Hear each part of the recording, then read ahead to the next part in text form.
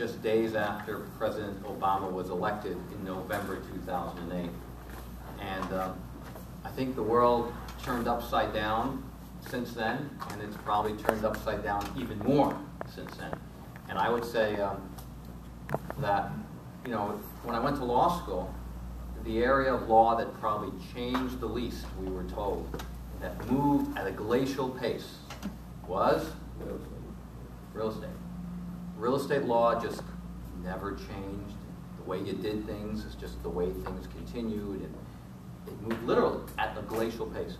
And I will tell you that what has happened probably, what I've known was going to happen, okay, and that we've been talking about for 2 years, and that there were things that were going to change, in fact, have accelerated at a pitch and at a pace that I couldn't even have anticipated just maybe 6 weeks ago.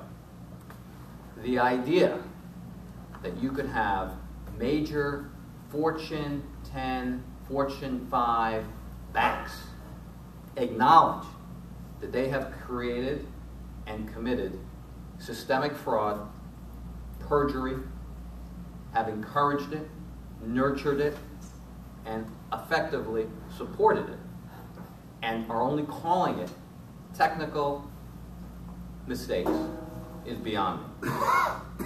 The idea that conveyancing, the act of moving real estate from one party to the other, or mortgages from one party to the other, could have been so contaminated and so corrupted by folks on Wall Street, is going to have an impact not just for us, but for generations to come.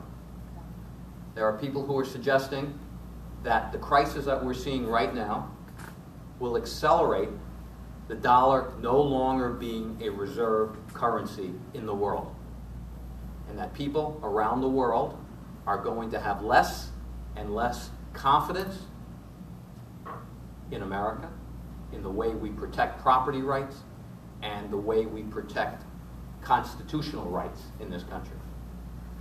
And we're going to go over this evening how this will impact each of you.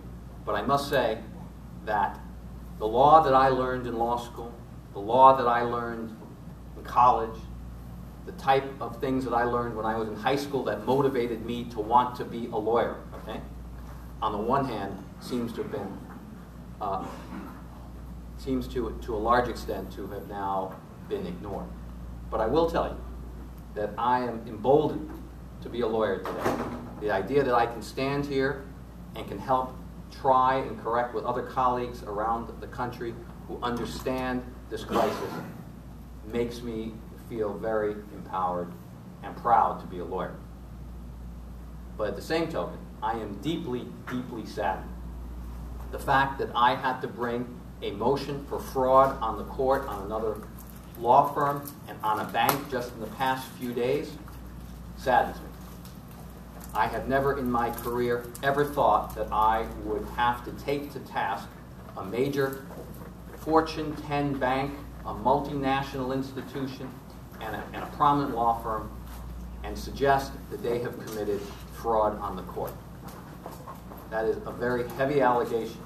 It's one that I've never done before, but it's one that I do with conviction, and that you will see time and time again by other lawyers around the country as we take to task the conduct that we have seen in the past several years that now are coming to light.